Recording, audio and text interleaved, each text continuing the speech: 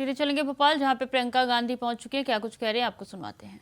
हुनर है, हमारी बहनें गुलदस्ता बनाती हो, खिलौने बनाते हो, पेंटिंग बनाते हो, मूर्तियां बनाते हो।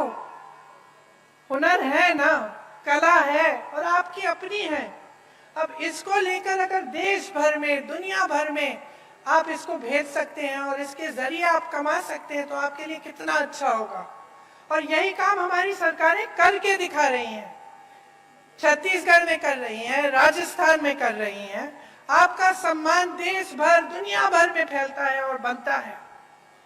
यहां भी हम चाहते हैं कि अगर सरकार आएगी तो ये एक घोषणा है कि मैं करने जा रही हूं कि तेंदुपत्ता के लिए प्रति बोरा 4,000 रुपए यहां पे भी आपको दिलवाया जाएगा। और जैसे छत्तीसगढ़ में पेशा कानून लागू किया है, उस तरह से यहां पे भी पेशा कानून लागू होगा। आपने तो देखा होगा कि आज मध्य प्रदेश में कैसी सरकार चल रही है। मेरे ख्याल से 225 महीनों की सरकार है और 250 घोटाले हैं। 18 साल से सरकार चल रही है, 22,000 घोषणाएं की हैं। मंडला जबलपुर की जो सड़क है 10 साल से बन रही है, 10 साल से। पहले 4 लेन की बन रही थी, अब 2 लेन की बन रही है, लेकिन 10 सालों में बना नहीं पाए। वही मैं कह रही, ढंग से नहीं बनी है। आप आ जाइए ना मंच पे।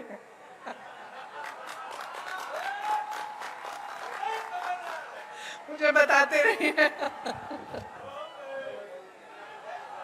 यहाँ की सड़क की तो ये स्थिति है कि गडकरी जी जो मंत्री हैं, जो सड़क बनवाते हैं, उनको आकर माफी मांगनी पड़ी आपके सामने। ये बात है, आप सोचिए। इतने सारे घोटाले, बच्चों के पोषण में घोटाला, मिड डे मील में घोटाला, सर्व शिक्षा अभियान में घोटाला, स्कॉलरशिप में घोटाला, भर्ती परीक्षाओं में घोटाला। तो बच्चों का भविष्य क्या है? आप बताइए बहन, आप ऐसे कर रही हैं, क्या भविष्य है? आप अपनी बच्चों के लिए मेहनत करती हैं कि नहीं? मेहनत करती हैं, मेहनत से उनका पालन पोषण करती हैं। तमाम दुनिया भर की समस्याएं होती है, लेकिन माँ बाप क्या चाहते हैं कि बच्चों की परवरिश ठीक ढंग से हो, बच्चे आगे बढ़े। लेकिन आपको अंधकार ही अंधकार दिख रहा है। जब आपके स्कूल में पोषण पर घोटाला हो रहा है, जब स्कॉलरशिप पे घोटाला है, जब भर्ती की परीक्षाओं में घोटाला है, तो बेचारा नौजवान करे क्या? स्कूल करता है, पढ़ाई करता है, अच्छे अच्छे अंक भी लाता है, आगे जाकर फीस भरता है, ट्यूशन करेगा, भर्ती परीक्षा के लिए तैयारी करेगा बेचारा। माँ बाप कभी कभी घर से बाहर भी भेज देते हैं, दूर कहीं पे ट्यूशन सेंटर में, किसी शहर के अंदर की, जा बेटा पढ़ ले, अच्छा भविष्य बनेगा। और फिर क्या होता है? उसमें घोटाला हो जाता है, हर स्तर पर घोटाला। तो बेचारा परीक्षा देता है, परीक्षा में पास भी हो जाता है, लेकिन नियुक्ति नहीं होती, क्योंकि घोटाला हो जाता है, सब कुछ बंद हो जाता है। तो जब अगली पीढ़ी, आने वाली पीढ़ी के लिए भी कुछ भविष्य में दिख नहीं रहा है, उम्मीद ही नहीं रही, तो आगे कैसे बढ़ पाओगे? आपका विकास कैसे हो पाएगा? सबसे बड़ा व्यापम का जो घोटाला हुआ यहाँ, पता नहीं कितने लोग मर गए उसमें, किसी ने इंक्वायरी, जांच तक भी नहीं कराई। और वही सरकार चली जा रही है। मां नर्मदा पे घोटाला, महाकाल में घोटाला, मंदिर में जो मूर्तियां लगाई हैं उस पर भी घोटाला। तो थक नहीं गए हो आप? थक गए हो ना? क्योंकि आखिर देखिए, जो नेता होते हैं, राजनीति में आते हैं, किस लिए आते हैं? ज्यादातर तो ये भावना रख के आते हैं कि कुछ सेवा करेंगे, आपको आगे बढ़ाएंगे, और आपको भी उनसे कुछ उम्मीद रहती है कि ठीक है, ये मेरे गांव का एक नेता है, और मेरे लिए करेगा, है कि नहीं? लेकिन जब आपको दिखता है कि चाहे कुछ भी मंच पे आकर कुछ भी कह रहे हैं, आपको कुछ भी कहानियां सुना रहे हैं, लेकिन सच्चाई इनकी कुछ और है। जब आपको दिख रहा है कि सालों से, 10 सालों से आपकी सड़क नहीं बन पा रही है, जब आपको दिख रहा है कि यहाँ नर्मदा मैया में घोटाला हो रहा है, आपके बच्चे आगे बढ़ नहीं पा रहे हैं, यहाँ से पलायन करके चले जा रहे हैं बड़े बड़े शहरों में भटकते हुए नौकरी ढूंढने के लिए, तो क्या आप नहीं सोचते कि बहुत हो गया है? कि अब सरकार बदलने का समय आ गया है। जिन्होंने भ्रष्टाचार किया है उनको सबक सिखाने का समय आ गया है और एक ऐसी सरकार लाने का समय आ गया है जो आपके लिए काम करे। मैं तो ये भी नहीं कह रही हूं कि मेरी बातों पर चलो, अपना अनुभव होगा ना आपका। अब आप बताओ, आपके जीवन में तरक्की आई है क्या इन सालों में? जो छोटे दुकानदार हैं, छोटे उद्योगपति हैं, क्या आपका बिजनेस बढ़ा है? नहीं बढ़ा।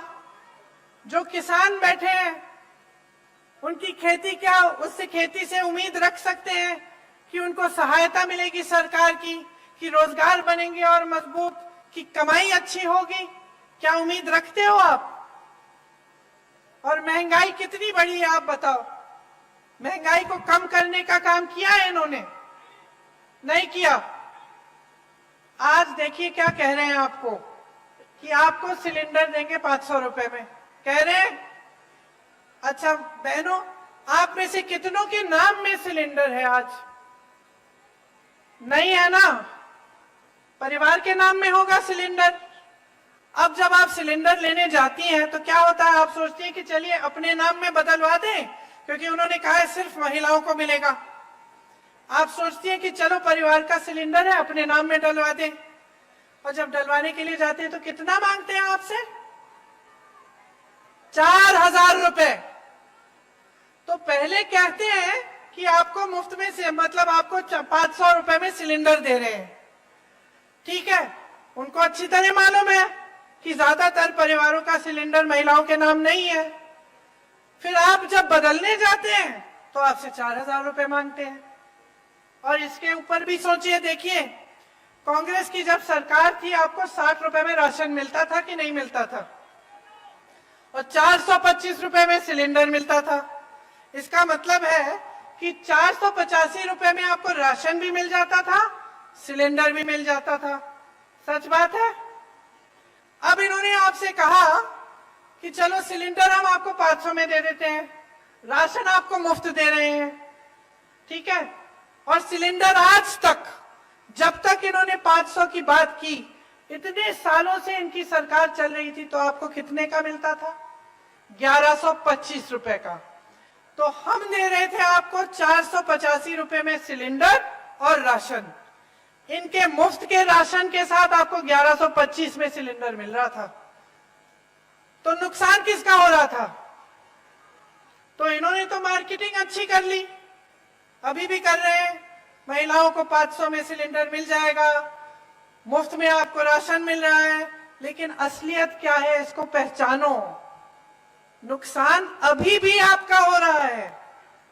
देखिए आपके बच्चे बीमार पड़ते हैं, दवाई खरीदनी पड़ती है, दुकान जाते हो, महंगी महंगी दवाइयां, में दवाई पे जीएसटी है। आपके छत में से पानी गिर रहा है, छत को ठीक करना है, सीमेंट, कुछ भी आपको जिस चीज का इस्तेमाल करना होता है वो महंगा हो गया है, उस पे जीएसटी है। मेरे किसान भाई बहन, डीजल पे, पेट्रोल महंगा, डीजल महंगा, जो भी आप इस्तेमाल करते हैं उस पे जीएसटी है। तो कैसे गुजारा कर रहे हैं? कभी मैं सोचती हूँ, मुझे समझ में ही नहीं आ रहा आप गुजारा कैसे कर पा रहे हो। एक तरफ रोजगार बंद है, बना ही नहीं रहे हैं। जहां से बनते थे बड़े बड़े पीएसयू, वो तो सारे इन्होंने अपने बड़े बड़े दोस्तों को बेच दिए। छोटे उद्योगों से रोजगार बनते थे, खेती से बनते थे, सब बंद कर दिया। मनरेगा बंद कर दिया, ग्रामीण रोजगार बंद कर दिया। छोटे छोटे उद्योग दुकानदार इतने त्रस्त और परेशान है, खुद कमा नहीं पा रहे हैं, रोजगार कहां देंगे? एक तरफ रोजगार बंद, दूसरी तरफ महंगाई इतनी बढ़ चुकी है, ऊपर से अत्याचार लादे जा रहे हैं आप पे। तो आप गुजारा कैसे करते हैं?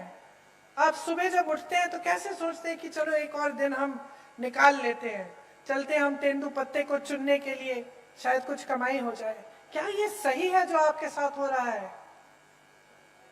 क्या ये सही है? जोर से बोलो। सही नहीं है, क्योंकि हम सब जो यहाँ खड़े हैं आपकी वजह से खड़े हैं। जितने भी नेता हैं हमारी पार्टी के हों, किसी और पार्टी के हों, उनको बनाने वाले आप हैं। आप सत्ता नहीं दोगे ना, आप वोट नहीं दोगे तो हिम्मत है किसी की इस स्टेज पे आने की, इस मंच पे खड़े होने की? तो शक्ति किसकी है? जोर से बोलो, शक्ति किसकी है? वोट किसका है? तो इस्तेमाल करो इस शक्ति को, आंख मत बंद करो, जागरूक बनो, अपनी शक्ति को समझो, इसे पहचानो। ये जो खेल खेले जाते हैं आपके साथ, इनको देखो, कितने पद खाली हैं सरकार में। आप कहीं भी किसी भी स्तर पर देखिए, पद खाली पड़े हैं, लेकिन यहाँ के नौजवान बेरोजगार हैं। क्यों?